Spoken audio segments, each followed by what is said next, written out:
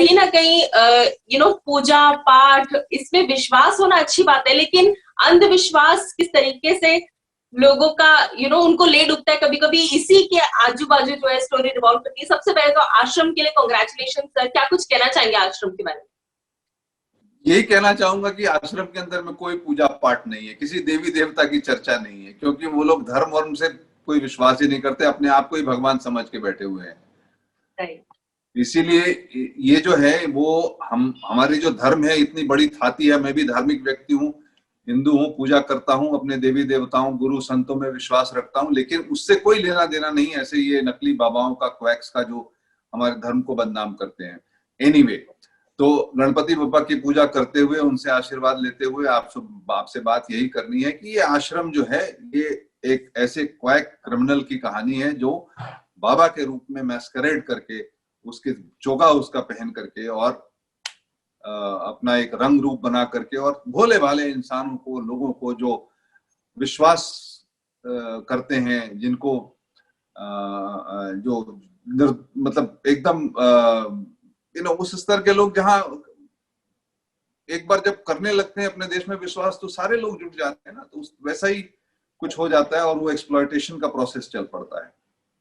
Right sir, आपकी फिल्मों में हमेशा एक रियलिस्टिक नोट होता है और पॉलिटिक्स का बहुत ज्यादा हाथ होता है, पॉलिटिकल एंगल आप बहुत ज्यादा दिखाते हैं चीजों को। लेकिन इस फिल्म की अगर मैं बात करूं तो कहीं ना कहीं आपको लगता है कि ये फिल्म ऑडियंस को ज्यादा अट्रैक्ट करेगी, क्योंकि ये चीजें बहुत ही ज्यादा जेन्युइन है जो होती है, जो आपने फिल्म में दिखाई है। जैसे आपने एक लाइन बोली है कि it is not a story of a fake God man, it is a story of a common man जो लोगों को कॉन कर रहा है। आपको लगता है कि ये जो वेब सीरीज है ये लोगों को जेन्युइनली बहुत ज्यादा अट्रैक्ट करेगी, लोगों को हिट करेगी, क्योंकि लोग बहुत ज्यादा इस चीज में बिलीव करते भी हैं और देखते भी हैं पर कुछ कर नहीं पाते?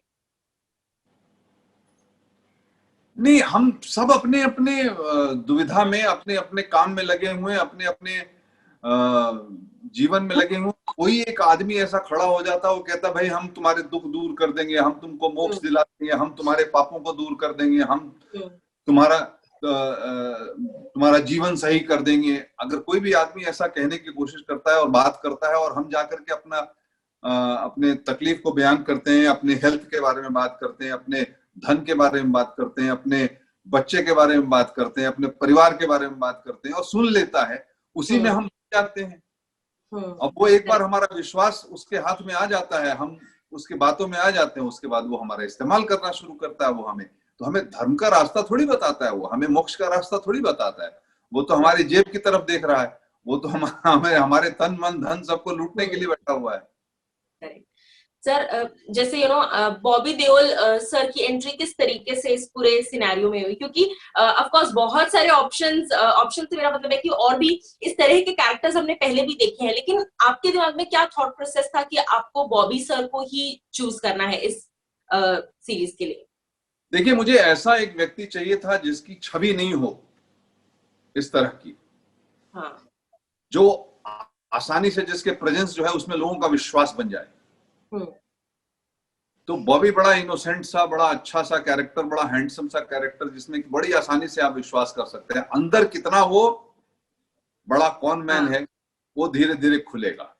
राइट। तो बॉबी अच्छा एक्टर, काम करने की हमारी इच्छा, सबसे पहले उसी के पास गए और आराम से, बहुत अच्छे से उसने अप्रिशिएट किया और मान गए काम करने को। राइट। अब सर, जैसे इस वेब सीरीज का जो होल एंड सोल है वो of course good fake godman नहीं बल्कि कॉनमैन का है, लेकिन आपके दिमाग में ये थॉट प्रोसेस कैसे आया? मतलब क्या इनिशिएटिव था, क्या वो की पॉइंट था जिसके बाद आपने सोचा कि ऐसा कुछ एक मुझे लेकर बनाना है? नहीं, ये थॉट मेरा नहीं था, मुझे क्रेडिट देना पड़ेगा एमएक्स प्लेयर जो प्लेटफॉर्म है, वो पहले से काम कर रहा था कुछ राइटर्स के साथ में, और मेरे पास पूरी 70 पन्ने की पूरी डिटेल्ड लिखी हुई स्टोरी लेकर के वो आए। मुझे फिर उन्होंने स्टोरी दी, पढ़ने के बाद में मुझे अच्छी लगी, मुझे जर्म्स उसमें अच्छे लगे, तब हमने हामी भरी, और उसके बाद फिर राइटरों की टीम लगी और स्क्रीन प्ले राइटिंग और बाकी के सारे डिटेलिंग और डायलॉग राइटिंग, 4-5 लोग थे, ऐसी टीम लगी और उन लोगों ने तैयार किया इसको। राइट। सर, जैसे आजकल वेब सीरीज जो है वो अपने बूम पर है, तो ये सवाल एक बहुत एक डिबेट बना हुआ है कि फिल्में बेहतर है या फिर वेब सीरीज बेहतर है। हालांकि दोनों ही अपने अपनी जगह पर बहुत ही सक्षम है, लेकिन आपके नजरिए से आपको क्या लगता है web series is the new thing जो कि मार्केट में इतनी तेजी से फैल रही है, बिकॉज हर दूसरा व्यक्ति या हर पहला व्यक्ति वेब सीरीज या तो देखना चाहता है या उसमें काम करना चाहता है? आपको लगता है कहीं ना कहीं थिएटर जो है वो थोड़े से खतरे में है, क्योंकि ये बहुत ऑनगोइंग डिबेट है हमेशा से। देखिए, जब टेलीविजन आया था तब भी ये डिबेट हाँ, था। आज एक नया प्लेटफॉर्म आया है, अनफॉर्चुनेटली आज सिनेमा बंद है, तो इस राइट। प्लेटफॉर्म का बोलबाला है। जब एक बार सिनेमा भी शुरू हो जाएगा, चालू हो जाएगा, उसके बाद भी ये प्लेटफॉर्म रहने वाला है, तभी हम इसके ऊपर प्रॉपरली कमेंट कर पाएंगे। राइट। सो सर, जैसे शूटिंग के वक्त की कोई ऐसी मेमोरी आप अगर शेयर करना चाहें कि इस तरह का एक प्रॉब्लम आई थी या इस तरह का एक हमने चीज ऐसे क्या था, कोई भी अगर शूटिंग की मेमोरी आप शेयर करना चाहें ऑन सेट, क्या कुछ एक्सपीरियंस था? ऐसा कोई खास नहीं है। हम लोग जब शूट कर रहे थे तो बहुत ठंड थी, हम जनवरी फरवरी में शूट कर रहे थे, तो बेइंतहा ठंड थी। और कई बार अक्सर गर्मी के सीन हम शूट करते थे और उस ठंड में लोगों को गर्म कपड़े उतार करके और बैठ करके ऐसे बिहेव करना पड़ता था कि गर्मी है। तो बड़ा मजा आता था। हम एक्टरों को तो खैर, कभी गलती से अगर शॉट तैयार नहीं है और एक्टर को बोल दिया कि तैयार है, तो बेचारा कपड़े उतार करके बैठा हो, बड़ी दया आ जाती थी, ठिठुरते रहते थे वो। तो चीजें होती रहती थी। वरना हमारे यहाँ क्या तैयारी काफी होती है, तो चूंकि तैयारी बहुत अच्छे तरह से होती है, रिहर्सल्स बहुत अच्छे तरह से होते हैं, इसलिए शूटिंग जो है वो बड़ी सुगमता से, बड़ी आसानी से चलती रहती है। और ऐसा कुछ खास हुआ नहीं था। हम रियल लोकेशन पे शूट कर रहे थे, काशीपुर जगह का नाम है। वहाँ बड़े वहाँ के सब लोग बहुत सारे थे, जब क्योंकि हमें हमेशा हर सीन के अंदर में, आपने देखा भी होगा ट्रेलर में, हजार हजार लोग लगते थे, करोड़ों की तादाद। जी जी। हाँ। तो वो बड़ा मजेदार काम रहता है। उसमें भी प्रोसेस हमारा, हम तैयारी कर लेते हैं, उन सबकी ट्रेनिंग होती है। तो अच्छा लगा, बढ़िया से काम हो गया।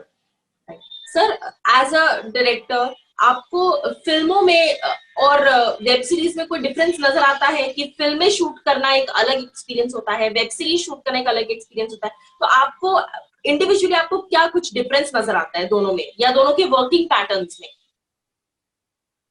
देखिए, शूटिंग तो एक ही तरह की है, उतनी ही बड़ी शूटिंग है, फिल्म की तरह इसकी भी शूटिंग करते हैं हम। आपको भी लगा होगा देख करके, ट्रेलर ही देख के लगा होगा कि मतलब उसकी ग्रैंडियर में या उसकी स्केल में कुछ कमी नहीं है। ये है कि इसमें विस्तार बहुत होता है, कैरेक्टर्स का विस्तार, उनके अस्तित्व का विस्तार, उनके आर्क अलग बनते हैं हर कैरेक्टर की कनेक्शन कैसे है मेन प्लॉट के साथ में, वो ठीक सही जस्टिफाई होनी चाहिए। मेन कैरेक्टर्स जो हैं वो कैसे मूव कर रहे हैं, वो उसका लैटिट्यूड इतना रहता है कि उसका मौका अच्छा मिलता है। और एक सीजन को अगर हम फीचर फिल्म से जोड़ेंगे तो 3-3 फिल्में बन जाएंगी, 4 फिल्में बन जाएंगी एक सीजन के अंदर में। तो वो कठिन होता है। मतलब प्लानिंग चाहिए, बड़ी चाहिए। मतलब जैसे होता है ना, स्प्रिंटर 100 मीटर वाला दौड़ है कि 10 किलोमीटर वाला दौड़ है, वही हिसाब किताब। दौड़ना तो दोनों। हाँ, राइट।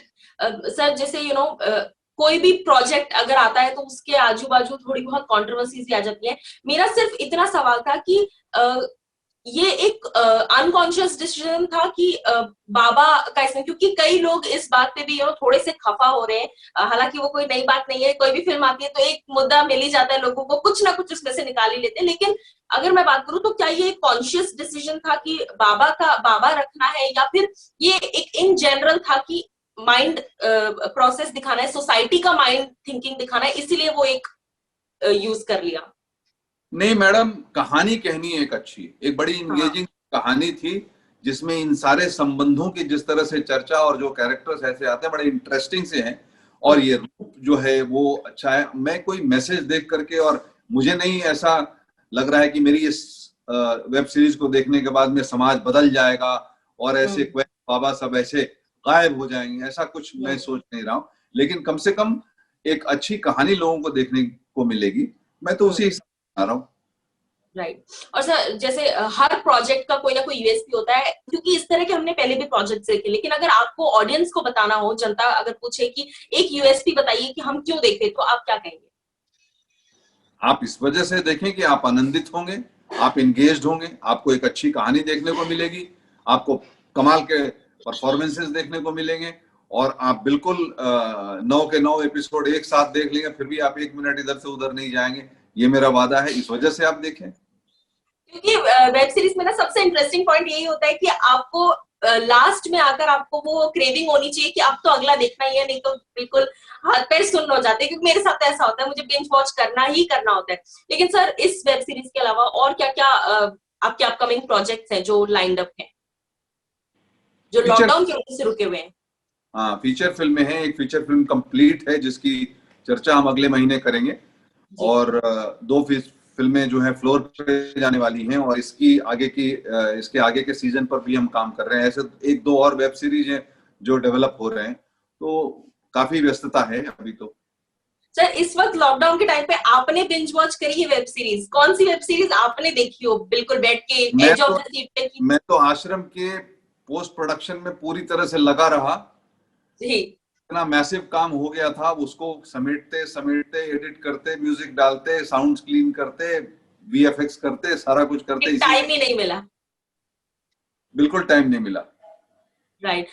तो सर, जाते जाते फैंस के लिए, व्यूअर्स के लिए, क्योंकि इस वक्त जो माहौल है देश में या दुनिया में, वो थोड़ा सा बहुत ज्यादा नेगेटिव हो रखा है, बहुत स्ट्रेसफुल माहौल हो रखा है। नेगेटिव तो नहीं कहना चाहूंगी, लेकिन बहुत स्ट्रेसफुल माहौल हो रखा है। क्या कुछ आप जाते जाते फैंस और व्यूअर्स के लिए कहना चाहेंगे?